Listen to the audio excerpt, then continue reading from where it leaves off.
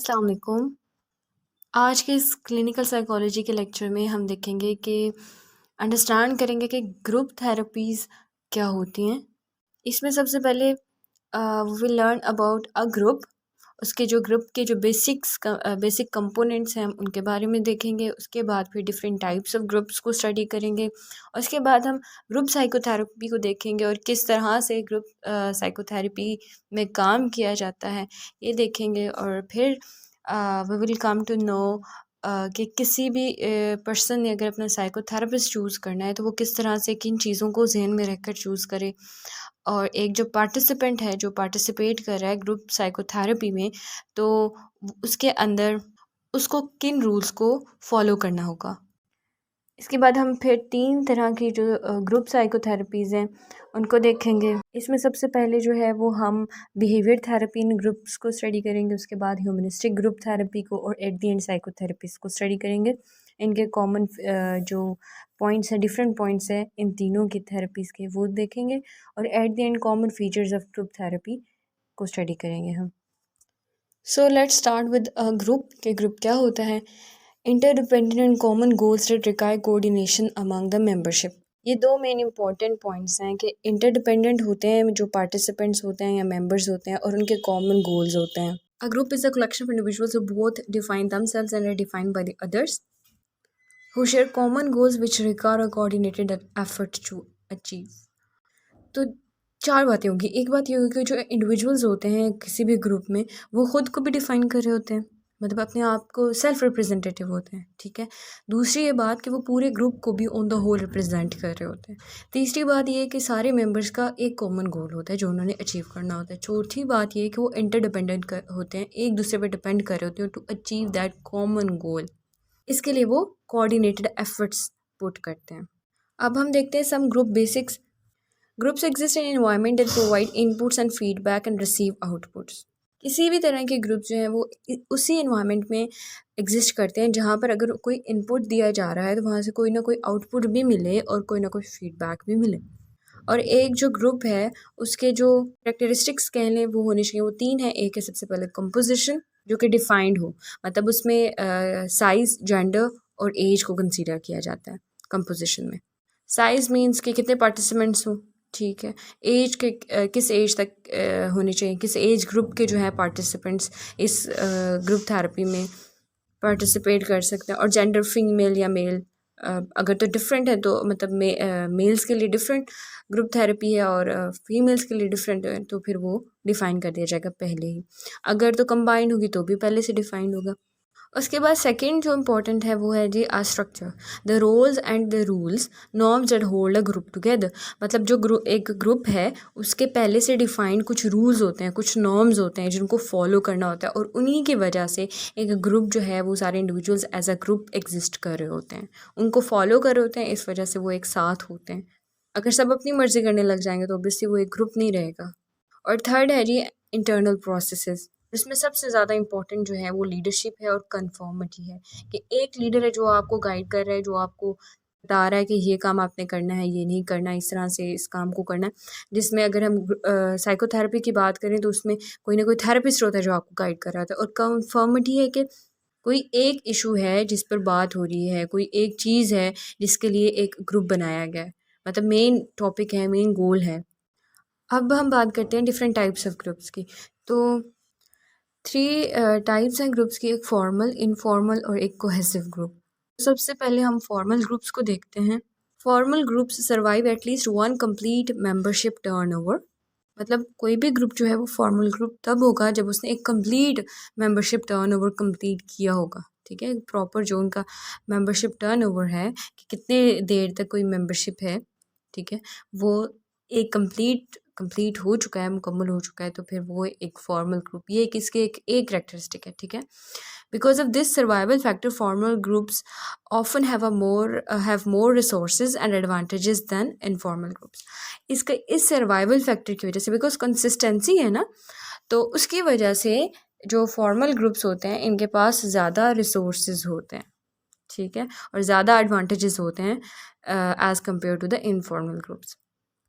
जो formal groups होते हैं इनके अंदर ये ज़्यादा स्ट्रक्चर्ड होते हैं, इनके अंदर जो है वो pre existing division of labour होती है, पहले से डिवाइड किया होता है हर काम को कि ये काम इसने करना है, ये काम इसकी रिस्पॉन्सिबिलिटी है, ये इसकी ड्यूटी है, ठीक है। And recruit members to fill specialised roles, मतलब पहले से जो है रिक्रूट्स उनके पास होते हैं कि अगर कोई मिसिंग है या कोई सीट खाली है तो उसके लिए कौन बंदा जो है वो करेगा, उस रोल को फुलफ़िल करेगा, ठीक है। ऐसा नहीं होता कि गैप आ जाता है, अगर कोई मिसिंग है या कोई पर्सन नहीं आ पा रहा, जॉइन नहीं कर पा रहा, तो वो वो रोल वैसे का वैसे रहता नहीं, उसको फिल करने के लिए कोई ना कोई रिक्रूट मेंबर्स प्रेजेंट होते हैं जो कि at the time of need फिर उन रोल्स को फुलफ़िल करते हैं। जो फॉर्मल ग्रुप्स होते हैं इनकी रिटन हिस्ट्री होती है और कलरफुल सिंबल्स होते हैं, लाइक उनके कोई ना कोई लोगो होगा, उनके कोई ना कोई फ्लैग्स होंगे, कोई उनकी कोई पिक्चर डिस्क्रिप्शन कोई ना कोई होगी, जिसे देखते ही पता चल जाएगा कि ये जो है ना इस ग्रुप का है, ये फ्लैग इस ग्रुप का है, या ये लोगो इस ग्रुप या इस कंपनी का है या इस हाउस का है, इस तरह से। अब हम बात करते हैं इनफॉर्मल ग्रुप्स की। जो इनफॉर्मल ग्रुप्स होते हैं वो इन्हीं फॉर्मल ग्रुप्स में एग्जिस्ट करते हैं। कैसे एग्जिस्ट करते हैं कि जो फॉर्मल ग्रुप्स हैं इसमें जो मेंबर्स हैं, इसमें कुछ मेंबर्स हैं, हो सकता है वो आपस में उनकी फ्रेंडशिप भी हो, तो वो जो फ्रेंडशिप का वाला ग्रुप होगा, जो उनका बॉन्ड होगा, वो 3-4 लोगों का जो एक ग्रुप वो बनाएंगे, वो होगा इनफॉर्मल ग्रुप। ठीक हो गया। इसके बाद लास्ट जो ग्रुप है वो है जी cohesive group. The status that a group holds in the larger society can be an attractive feature that induces a cohesive group.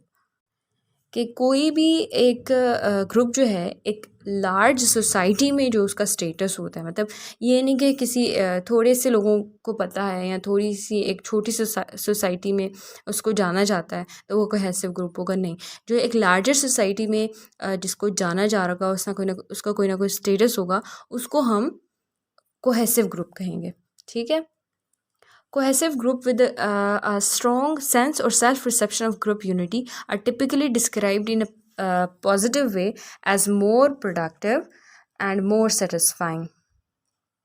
इसके अंदर एक तो ग्रुप यूनिटी बहुत ज़्यादा होती है, ठीक है, और इसको पॉजिटिव वे में इस तरह से डिस्क्राइब किया जाता है कि ये ज़्यादा प्रोडक्टिव होते हैं कोहेसिव ग्रुप्स और ज़्यादा सेटिस्फाइंग होते हैं, मतलब जो इनके रिजल्ट्स हैं, जो इनके गोल्स होते हैं, उनको वो ज़्यादा अच्छे से अचीव कर पा रहे होते हैं। These group norms may or may not coincide with productivity as this is defined by the outside world or by the larger organization. मतलब कि ज़रूरी नहीं है कि इनका ताल्लुक कोहेसिव ग्रुप्स जो हैं उनका ताल्लुक जो है वो प्रोडक्टिविटी से हो। ऊपर तो हमने बात की कि वो ज़्यादा प्रोडक्टिव होते हैं और ज़्यादा सेटिस्फाइंग होते हैं, मगर ज़रूरी नहीं होता कि वो प्रोडक्टिव हों उस तरह से जिस तरह से कोई भी फॉर्मल दूसरा ग्रुप हो सकता है, ठीक है। तो जो कोहेसिव ग्रुप्स होते हैं, क्योंकि इनको ज़्यादा जो बड़ी लार्जर ऑर्गेनाइजेशंस हैं उनकी वजह से या बाकी जो आउटसाइड वर्ल्ड है उसकी वजह से इनको रिकॉग्नाइजेशन मिल रही होती है एज ए कोहेसिव ग्रुप, ज़रूरी नहीं होता कि ये उस तरह से प्रोडक्टिव हों, बिकॉज हो सकता है कि इनके गोल्स डिफरेंट हो। फॉर एग्जांपल अगर इनके गोल्स सिर्फ ये हैं कि इन्होंने सोशलाइज करना है, इन्होंने कोई मटेरियल कोई भी गुड प्रोड्यूस नहीं करने हैं, ठीक है, तो अगर इन्होंने कोई गुड्स प्रोड्यूस नहीं करने हैं तो ऑब्वियसली प्रोडक्टिविटी नहीं होगी इनका, क्योंकि गोल ही सोशलाइजेशन है, तो ये लेस प्रोडक्टिव होंगे तब जब इनका गोल सोशलाइजिंग का होगा। अब हम देखते हैं ग्रुप साइकोथेरेपी क्या होती है। Group psychotherapy is intended to help people who would like to improve their ability to cope with the difficulties and problems in their lives. अच्छा, ग्रुप थेरेपी जो है, साइकोथेरेपी जो है, इसके अंदर क्या होता है कि वो सारे लोग जो चाहते हैं कि अपनी ज़िंदगी को बेहतर बनाएं, जो उनके डिफ़िकल्टीज़ हैं, प्रॉब्लम्स हैं, उनको सॉल्व करें, उनके लिए ग्रुप थेरेपी होती है। मगर जो इंडिविजुअल थेरेपी होती है उसके अंदर क्या है कि कोई पेशेंट जो है या कोई क्लाइंट जो है वो सिर्फ एक थेरेपिस्ट या एक पर्सन से मिलता है, ठीक है, और उसी से अपना प्रॉब्लम डिस्कस करता है और अपने प्रॉब्लम्स के सोल्यूशंस फाइंड आउट करता है। मगर जो ग्रुप थेरेपी है इसके अंदर काफ़ी सारे लोग जो होते हैं वो under the instructions of one therapist या 2 थेरेपिस्ट वो काम कर रहे होते हैं अपने प्रॉब्लम्स को। सबसे पहले तो वो रिकॉग्नाइज़ करते हैं, उसके बाद फिर उनको सॉर्ट आउट करते हैं। मोस्टली जो ग्रुप थेरेपीज़ जो होती हैं इनका फोकस इंटरपर्सनल इंटरेक्शंस होता है, ठीक है, जो रिलेशनशिप प्रॉब्लम्स होते हैं उनको एड्रेस करना होता है। तो जो भी जैसे फॉर एग्जांपल इंटरपर्सनल इंटरेक्शंस का ज़्यादा फोकस होता है ग्रुप थेरेपीज़ का। तो इसमें जो भी रिलेशनशिप प्रॉब्लम्स होते हैं उनको हम ज़्यादा अच्छे से एड्रेस कर सकते हैं जब बहुत सारे लोग मतलब एज अ ग्रुप उन्होंने ज्वाइन किया है तब। अब हम देखते हैं एम्स क्या होते हैं ग्रुप साइकोथेरेपी के। It is to help with solving the emotional difficulties and to encourage the personal development of the participants in the group. इसका दो मेजर गोल होते हैं। एक ये गोल होता है कि वो जो उनके इमोशनल डिफ़िकल्टीज़ हैं उनको सॉल्व किया जाए, और दूसरा जो उनकी पर्सनल ग्रोथ है, पर्सनल डेवलपमेंट है, उसको इनकरेज किया जाए कि वो उसके पर्सनल डेवलपमेंट अपनी इंक्रीज़ करें, उसको अपनी पर्सनालिटी को ग्रूम करें। ठीक हो गया। उसके बाद हम देखते हैं कि जो थेरेपिस्ट होता है, जिसको हम कंडक्टर या फिर लीडर या फैसिलिटेटर कहते हैं, बिकॉज़ वो लीड कर रहा होता है पूरी थेरेपी को, ग्रुप थेरेपी को। वो अपने लिए कोई एक कैंडिडेट चूज़ कर लेता है जो मतलब पार्टिसिपेंट्स होते हैं, जो मेंबर्स होते हैं उनमें से। फिर उस पर मतलब उसको कोई टास्क देता है कि इस तरह से परफॉर्म करें ये सारा कुछ, या उससे क्वेश्चंस किए जाते हैं, इस तरह से आंसर्स वगैरह पूछे जाते हैं, इस तरह से सारा होता है। मतलब वो रिप्रेजेंट कर रहा होता है पूरे ग्रुप को, और उसके थ्रू पूरा ग्रुप जो है वो अंडरस्टैंड कर रहा होता है उस एक कैंडिडेट के थ्रू। मतलब जो थेरेपिस्ट है वो उस कैंडिडेट पर अपना काम कर रहा है और उसके थ्रू एक्सप्लेन कर रहा है बाकी सारे मेंबर्स को। अब हम देखते हैं कि ग्रुप साइकोथेरेपी काम कैसे करती है। इसमें क्लाइंट और जो मेंबर्स हैं या थेरेपिस्ट है वो कैसे काम करते हैं। सबसे पहले members of the group share with others personal issues which they are facing. मतलब वो डिस्कस करते हैं अपने जो उनके पर्सनल इश्यूज होते हैं, वो एक दूसरे के साथ डिस्कस कर रहे होते हैं, शेयर कर रहे होते हैं। A participant can talk about events he was involve in during the week, his और her responses to those events, problems he has tackled. ठीक है, जो पार्टिसिपेंट है वो पूरे वीक में उसने क्या प्रॉब्लम्स देखे, क्या क्या प्रॉब्लम्स से उसका सामना हुआ, वो उनको डिस्कस करेगा। उसका रिस्पॉन्स क्या था उन प्रॉब्लम्स, जब उसने वो फेस किए, देखे उसने कि अच्छा ये इशू आ रहा है तो उसका क्या रिस्पॉन्स था। ठीक है, और किस तरह से फिर उसने उसको टैकल किया उस प्रॉब्लम को। The participant can share his or her feelings and thoughts about what happened in previous session and relate to issues raised by other members or to the leader's word.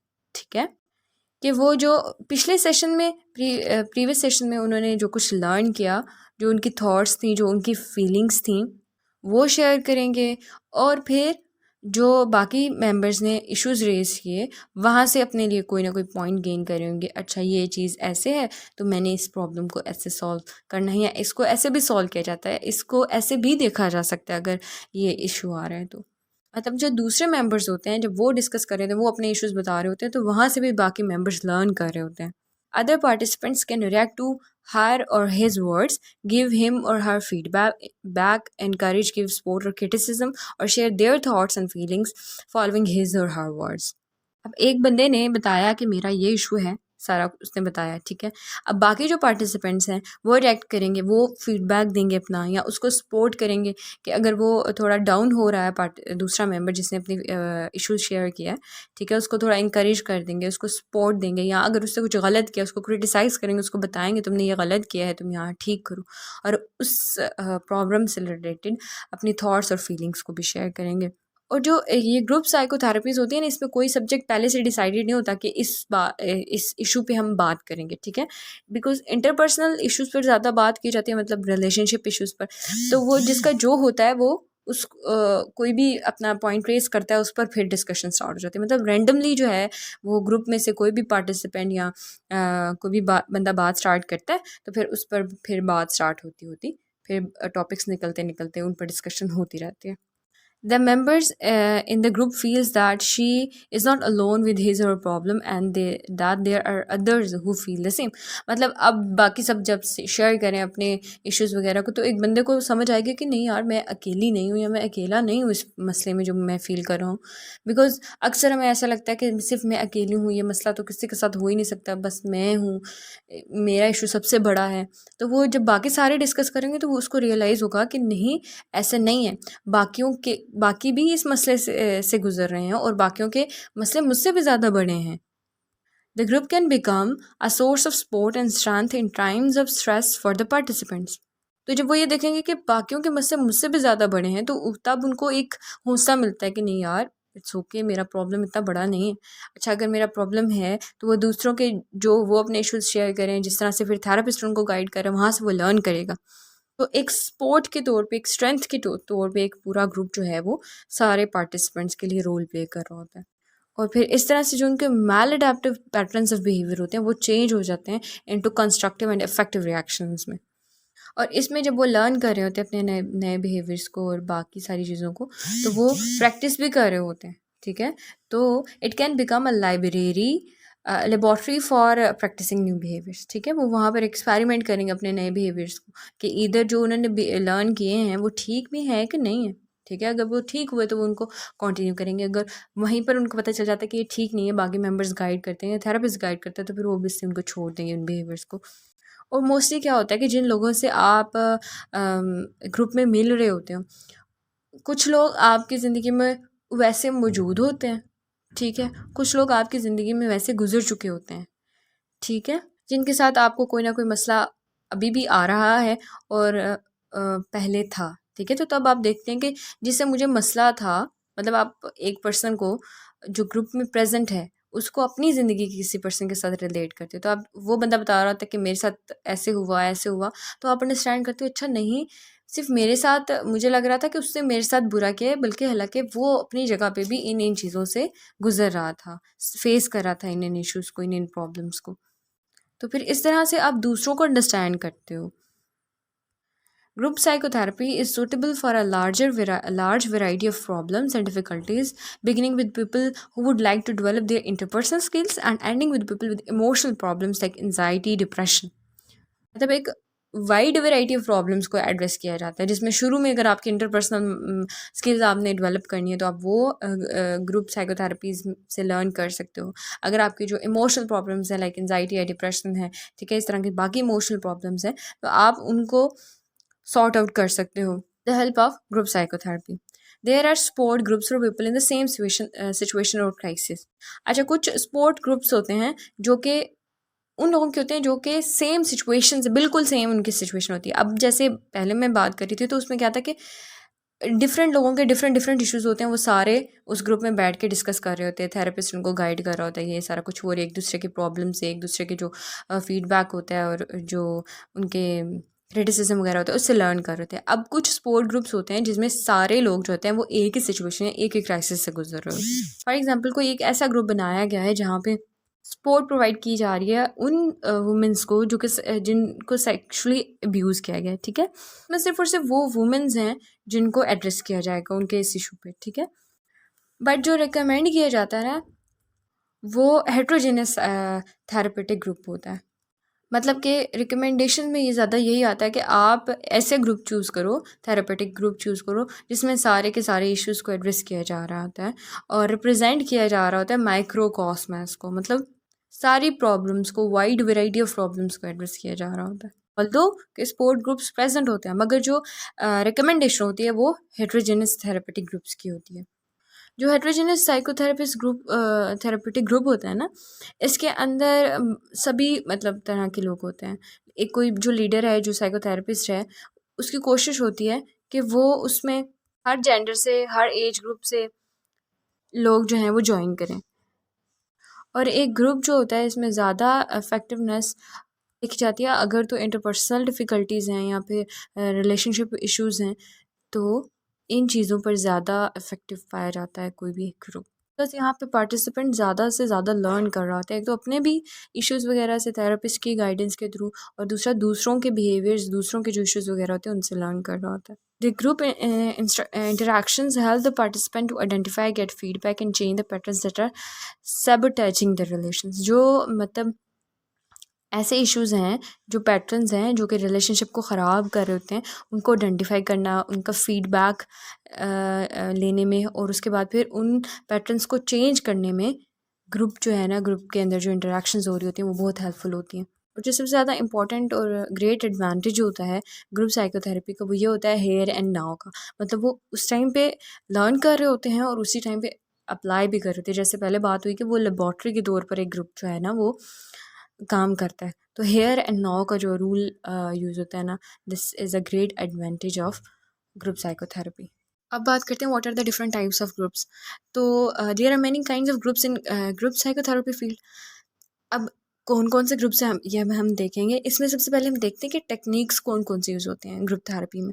इसमें जो techniques होती हैं वो सबसे पहले verbal, expressive और साइकोड्रामेटिक, ये 3 techniques हैं और इस तरह की और भी टेक्निक्स हैं जो कि ग्रुप साइकोथेरेपी में यूज़ होती हैं। उसके बाद अगर हम अप्रोचेज़ की बात करेंगे ग्रुप साइकोथेरेपी में कौन-कौन सी अप्रोचेज़ यूज़ होती हैं, तो वो साइको एनालिटिक्स से बिहेवियरल और गेस्टाल्ट से इनकाउंटर ग्रुप्स, मतलब ये सारी की सारी टेक्निक्स जो हैं वो अप्रोचेज़ जो हैं वो यूज़ हो रही होती हैं ग्रुप साइकोथेरेपी में। और जो ग्रुप्स होते हैं they vary from classic psychotherapy groups to psycho educational group. It means के जो ग्रुप्स की वेरिएशन होती है वो क्लासिक साइकोथेरेपी ग्रुप से लेकर साइको एजुकेशनल ग्रुप्स तक होती है। ठीक है, जो क्लासिक साइकोथेरेपी ग्रुप्स हैं इनके अंदर प्रोसेस पर ज़्यादा एम्फोसिस होता है, और जो साइको एजुकेशनल ग्रुप होते हैं these are closer to a class, मतलब इससे ज़्यादा एम्फोसिस जो होता है वो क्लास पर होता है। जो साइको एजुकेशनल ग्रुप्स होते हैं इनमें ज़्यादा फोकस जो होता है वो कॉमन एरियाज़ ऑफ कंसर्न पर होता है, जैसे कि रिलेशनशिप इश्यूज़ हैं या एंगर या स्ट्रेस मैनेजमेंट है। ये ज़्यादा जो एरियाज़ ऑफ कंसर्न होते हैं ना साइको एजुकेशनल ग्रुप्स में, इन पर ज़्यादा बात की जाती है। There are frequently more limited 10 to 15 sessions होते हैं। ठीक है, टाइम लिमिटेड सेशंस होते हैं जिसमें 15 से 10 से 15 सेशंस होते हैं।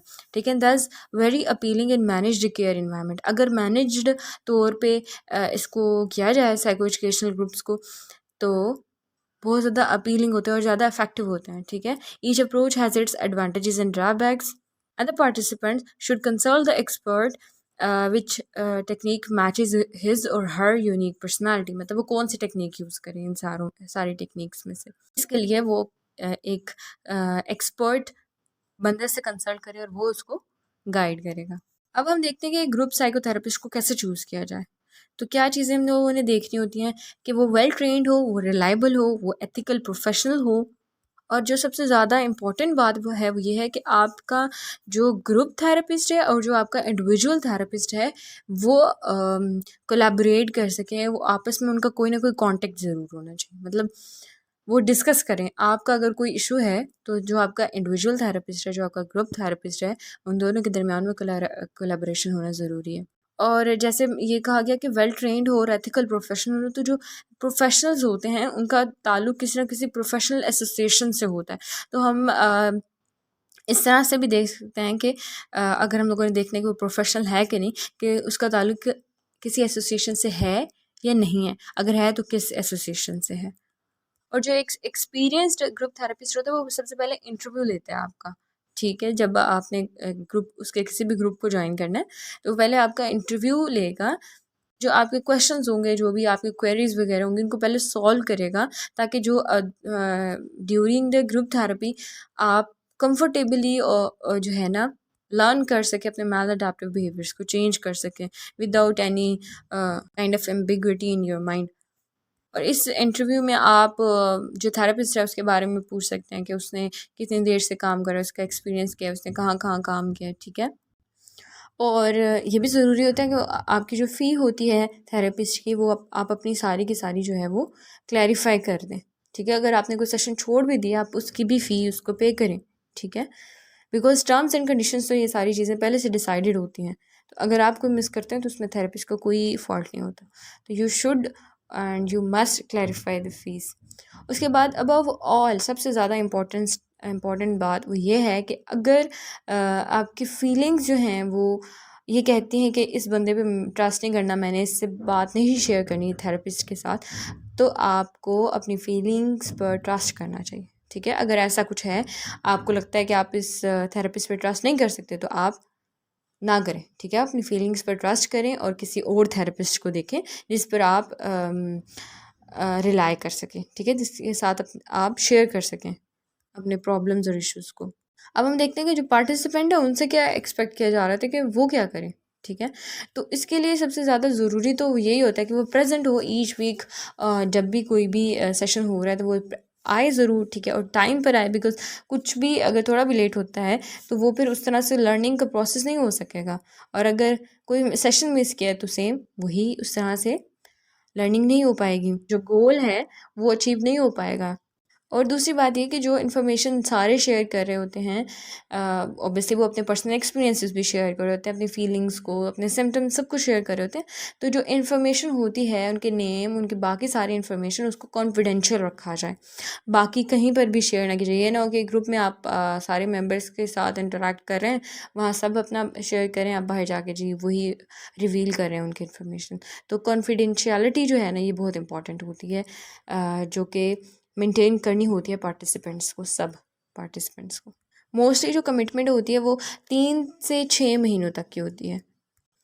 और इसमें ये नहीं होता कि अगर आपका दिल नहीं चाह रहा, आप नहीं चाह रहे हैं कि आप अपनी इंटीमेट इश्यूज़ को जो है वो रिवील करें या बात करें, आप तो ज़रूरी नहीं होता आप बात करें, ठीक है।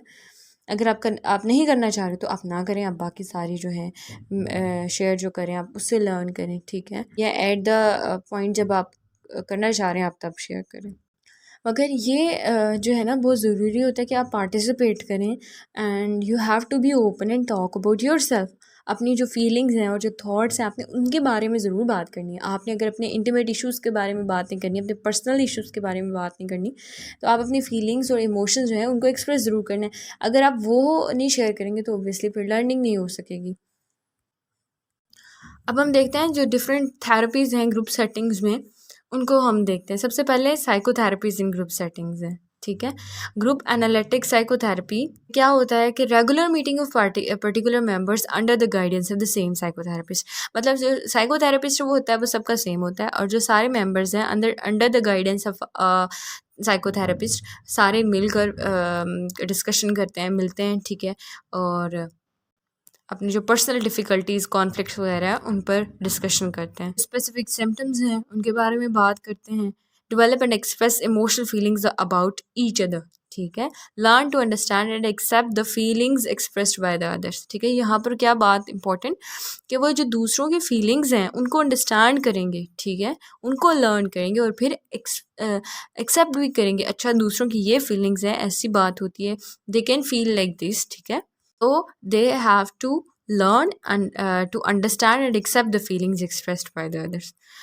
उसके बाद फिर जो प्रिंसिपल है वो ये है कि उन्होंने रिलेट करना होता है अपने सिम्टम्स को इमोशंस के साथ। तो ग्रुप साइकोथेरेपी में क्या है कि एक आपका थेरेपिस्ट होता है, उसकी इंस्ट्रक्शंस के अंडर जो है सारे मेंबर्स डिस्कस कर रहे होते हैं, डिस्कशन कर रहे होते हैं और बात करते हैं अबाउट द स्पेसिफिक सिम्टम्स और डिफ़िकल्टीज़ और कॉन्फ्लिक्ट्स के बारे में। इमोशनल फीलिंग्स को एक्सप्रेस करते हैं, दूसरों की फीलिंग्स को अंडरस्टैंड और एक्सेप्ट करने की कोशिश करते हैं, ठीक है। उसके बाद बिहेवियर थेरेपी इन ग्रुप्स।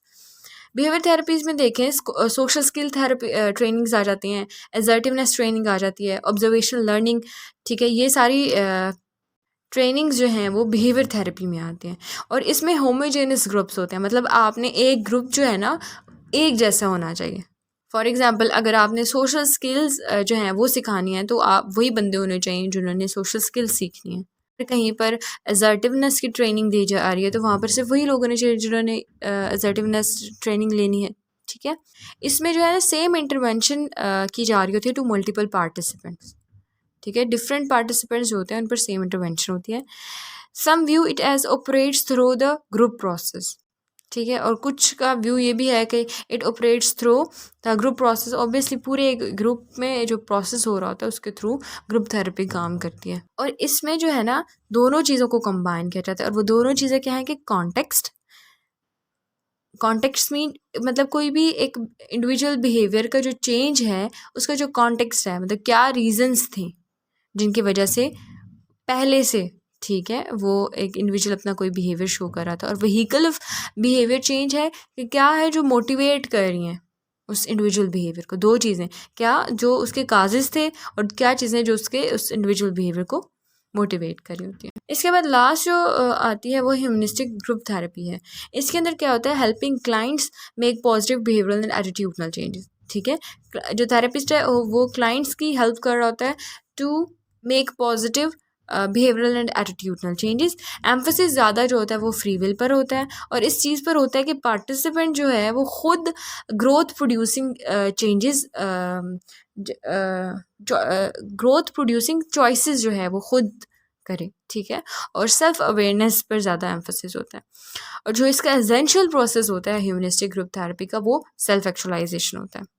और ये अनस्ट्रक्चर्ड ग्रुप थेरेपी होती है जिसमें ग्रुप मेंबर्स जो होते हैं वो डिफ़ाइन करते हैं, डिटरमाइन करते हैं कि किस चीज़ पर वो डिस्कशन करेंगे या किस चीज़ को वो लेकर चलेंगे, उनकी डायरेक्शन वो खुद चूज़ करते हैं ग्रुप मेंबर्स। अब हम बात करते हैं common features of group therapy. इसमें सबसे पहले तो एक बात ये होती है कि लिमिटेड नंबर ऑफ पार्टिसिपेंट्स होते हैं, ठीक है, जो कि पहले से डिफाइन हो जाते हैं कि इतने लोग ही इस थेरेपी को ज्वाइन कर सकते हैं। डेजिग्नेटेड लीडर थेरेपिस्ट होता है, मतलब जो प्रोफेशनल होता है, एथिकल प्रोफेशनल होता है, वो थेरेपिस्ट जो है ना कंडक्ट करा सकता है ग्रुप थेरेपी को। अब बालिंगर और याम ने जो था, इन दोनों ने मिलकर 10 थेरेपेटिक फैक्टर्स दिए। वो कौन कौन से थे? सबसे पहले इंस्टिलिंग होप, ठीक है, उसके बाद दूसरी है यूनिवर्सलिटी, तीसरी है इम्पार्टिंग इंफॉर्मेशन, चौथी है अल्टरिज्म, पांचवी है corrective recapturing problem from his context. ये पॉइंट जो है ना, इसमें यह है कि अगर कोई प्रॉब्लम था तो आप देखें कि अब दोबारा से उस प्रॉब्लम को एनालाइज करें अकॉर्डिंग टू द सिचुएशन, देखें कि सिचुएशन कैसी थी और वहाँ से जो प्रॉब्लम है उसको सही से अंडरस्टैंड करें, corrective recapturing the problem from his context. उसके बाद डेवलपिंग सोशल स्किल है सिक्स्थ, सेवन्थ है इमिटेशन अदर्स, एट्थ है emotional processing, cognitive reflection, ninth है इंटरपर्सनल लर्निंग, टेंथ है ग्रुप कोहेसिवनेस। ये 10 पॉइंट्स थे जो कि बालिंगर और याम ने दिए थे for therapy as therapeutic factors. अब जो मेंबर्स हैं ना, वो ज़्यादा से ज़्यादा जो है ना, वो 8 से 12 मेंबर्स एक ग्रुप को ज्वाइन कर सकते हैं। अगर 15 से ज़्यादा रहते हैं ना, तो फिर उस तरह से वो इन्वायरमेंट भी उस तरह से वो एटमॉस्फेयर ही नहीं, थेरेपेटिक एटमॉस्फेयर क्रिएट नहीं हो पाता। और ना ही उतना टाइम होता है कि एक एक मेंबर को जो उसका टाइम है, जो उसको रिक्वायर्ड टाइम उसको मिलना चाहिए, वो दिया जा सके। इसलिए मेंबर्स जो हैं वो ज़्यादा जो है ना 8 to 12 मेंबर्स ही होने चाहिए ग्रुप में। जो लेंथ है हर सेशन की, वो वेरी करती है an hour and half to 3 hours, ठीक है। फ्रीक्वेंसी की अगर हम बात करें, वंस और ट्वाइस अ वीक हो सकता है। ड्यूरेशन की अगर हम बात करें तो ये डिपेंड करता है, इसके डिफरेंट कंपोनेंट्स है, जैसे कि सिविरिटी कितनी है प्रॉब्लम की, यहाँ पे जो टारगेट प्रॉब्लम है, इशू है, वो कौन सा है, ठीक है। इन दो चीज़ों पर डिपेंड करता है और इसके अकॉर्डिंग ड्यूरेशन जो है वो डिफाइन किया जाता है। कुछ जो है उसमें ड्यूरेशन 4 to 6 मंथ्स होता है और कुछ में जो है वो ईयर्स भी लग जाते हैं, मगर 4 to 6 मंथ्स जो होते हैं वो ज़रूरी होते हैं in order to feel the effect of the group, ठीक है। बंदे को पता तो चले कि अच्छा उसने ग्रुप में कुछ लर्निंग की है, उसने ग्रुप में कोई काम किया है, ठीक है, उस पर कोई इफ़ेक्ट हो उस चीज़ का। So this was all about group psychotherapy. I hope कि आप लोगों को सही समझ आ गई होगी। अगर आप लोगों का कोई क्वेश्चन है, कोई क्वेरी है, कोई चीज़ समझ नहीं आई, कोई पॉइंट समझ नहीं आया, तो आप कमेंट बॉक्स में पूछ सकते हैं। Keep learning and have faith on Allah subhanahu wa ta'ala. Fi aman Allah.